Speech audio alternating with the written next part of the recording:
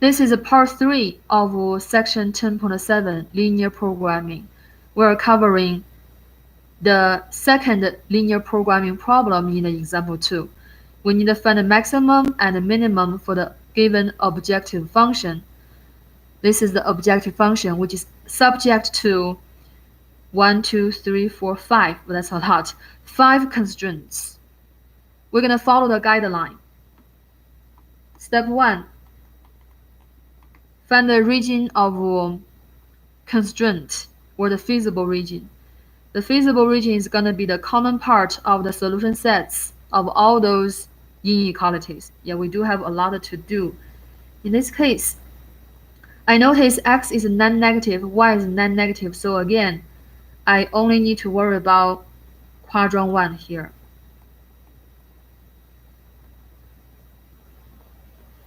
How about let's start from this one. X plus y bigger than or equal to 2.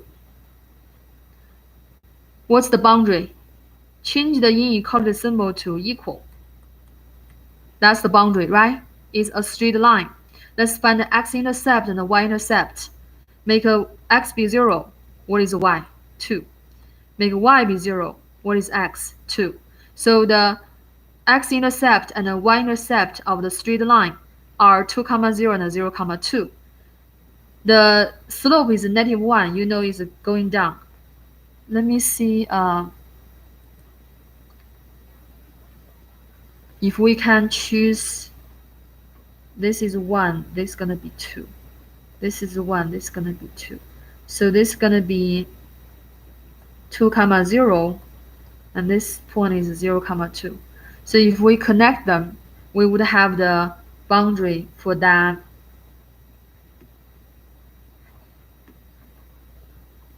inequality, for the solution set of that inequality.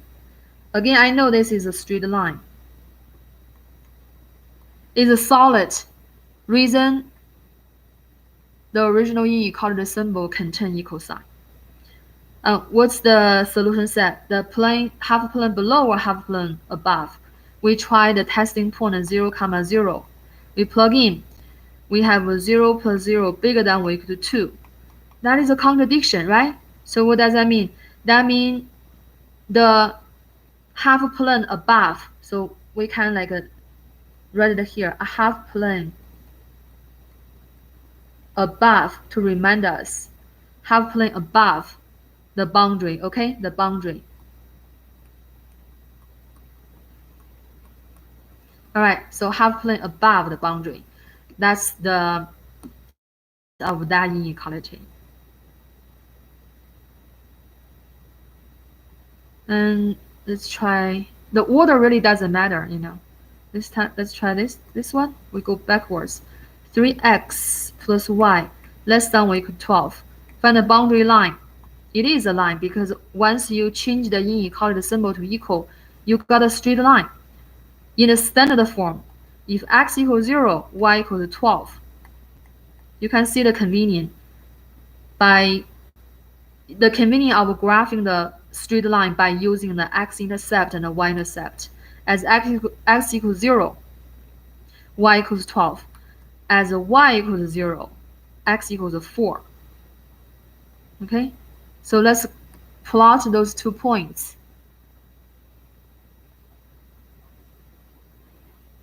0, 12. Well, that's going to be somewhere, this is 2, 4, 6, 12 is going to be around there. And 4, 0, 4, 0, this is 3, this is 4, is here. So if we connect that straight line,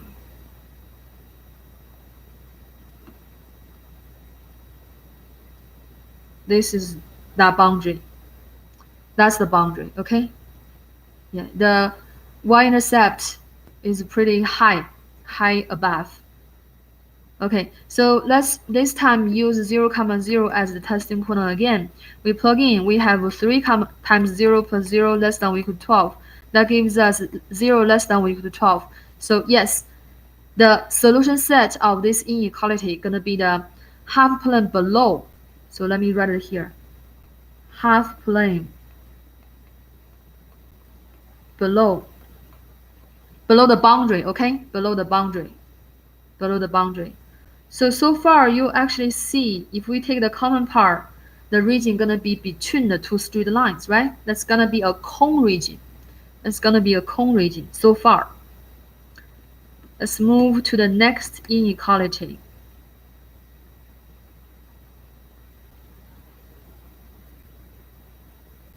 Yeah, this one is challenging because there's so many inequalities. You have to graph the solution set for them separately. Find the boundary, change the inequality to equal. 2x plus 3y equals 12. As x equals 0, y equals 4. As y equals 0, x equals 6. Let's plot 0, 4. 0, 4 is going to be here. And 6, 0. If this is 2, this is 4, 0, right? 5, 6, 6, 0 is going to be here. 6, 0. And we're going to connect them.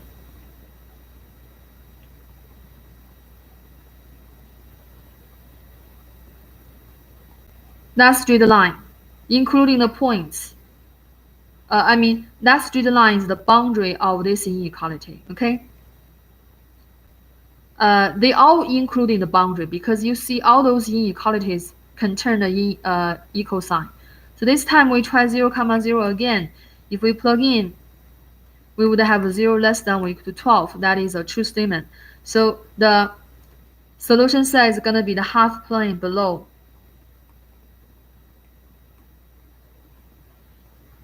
Half plane below. So now you know below this line, above this line. We also have another two inequalities. X bigger than or equal to 0, y bigger than or equal to 0. And we actually had the similar thing in previous example. X bigger than or equal to 0 means the region is going to be to the right of the origin, including the y-axis. And y bigger than or equal to 0 means we're going to take the y value positive or equal to 0. So it's going to be above or equal to this boundary. Do you see the feasible region already? It is a closed or is a bounded region. Of course, as I mentioned, including the points on the boundary.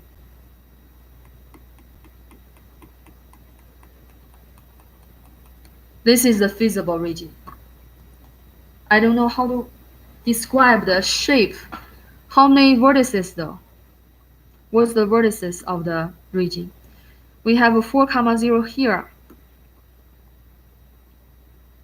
We have 2, 0 here. We have 0, 2 here. We have that is 0, 4. And what about this vertex? That vertex is the intersection of that is 3x plus y equals 12. And yeah, this point, this vertex is the intersection of this straight line and this straight line. And that straight line is 2x plus 3y equals 12. We would have to solve this system to find the coordinates for that vertex. Once again, this vertex is the intersection of this straight line, which is 3x plus y equals 12, and this straight line, which is 2x plus 3y equals 12. And we need to solve the system. I'm going to multiply equation 1 by -3. I would have 3 times -3, -9x, y times -3, -3y, equals 12 times -3, -36. And then I'm going to add that equation with equation 2, 2x plus 3y equals 12. Yeah, I'm applying the addition method. After I add them up, y is going to be disappeared. Y is going to disappear. Y is going to disappear. Negative 9x plus 2y, negative 7x, equals negative 36 plus 12, negative 24. Oh, is a fraction. Divide by both sides. Divide both sides by negative 7. X equals 24 over 7. It's not very convenient, I know that, but that happens. It doesn't have to be convenient.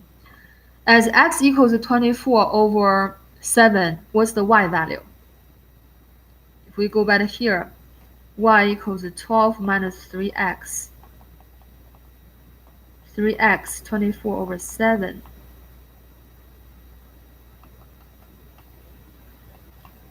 What is 24 times 3? So we have 24 hours every day. For 3 days, we should have how many hours? 72, right? And if we multiply 12 by 7, we have 84. 84 over 7 is 12, minus 72 over 7. That gives us 12 over 7. 12 over 7. Okay, so the y coordinate of that point is 12 over 7. Yeah, it takes a little bit effort to find the coordinates of this vortex, but I showed you. You can repeat that part to make sense to make sense of it. All right, so we have all the coordinates for the 5 vertices. By the guideline, since the feasible region is bounded, the maximum and the minimum value of the objective function would be reached or achieved would occur at those vertices. Let me copy the objective function f(x, y), which is 5x plus 4y. Yeah, let's start from which one you want to start from. You want to start from 0, 2. Yeah, we need to find f0, 2 and f0, 4. F, that is 24 over 7, 12 over 7. F4, 0 and f2, 0. Yeah, we need to evaluate the objective function at all the 5 vertices. It's not difficult. You have a calculator. You should be okay. So plug in x equals 0, y equals 2, that is 8. And plug in x equals 0, y equals 4, that is 16. Plug in x equals 24 over 7, and y equals 12 over 7. Let's see what would we have. What is 24 times 5? 120. And that is 48 over 7. So we have 168 over 7. You know, actually, 168 is divisible by 7. That's good news. So that is 24. Plug in x equals 4, y equals 0. We have 20. Plug in x equals 2, y equals 0. We have 10. So let me highlight them. We got the values of the objective function at all the 5 vertices. The values are 8, 16, 24, 20, 10. Among the 5 values, which one is the biggest? Which one is the biggest? 24 is the biggest, right? Yeah, so 24 is the biggest. And which value is the smallest? 8. 8 is the smallest. So how do we make a conclusion? We're supposed to write them down, but I would just say it, okay? The objective function has the maximum value 24 at the vertex 24 over 7, 12 over 7. the objective function has the minimum value 8 at the vertex 0, 2. So you know what I'm saying? So this is the point at which the function reaches the maximum. 0, 2 is where? Here. This is the point at which the function reaches the minimum. Let me say it one more time, the formal conclusion. The objective function has the maximum value 24 at the vertex 24/7, 12/7. The objective function has the minimum value 8 at the vertex 0, 2. Right? So that's how do we handle linear programming. We actually only touch the surface of linear programming. Linear programming is also a very useful branch in mathematics. I think every year there's a mathematical modeling competition nationwide. So the students team up with their instructor, work on solving a real life example, real life problem.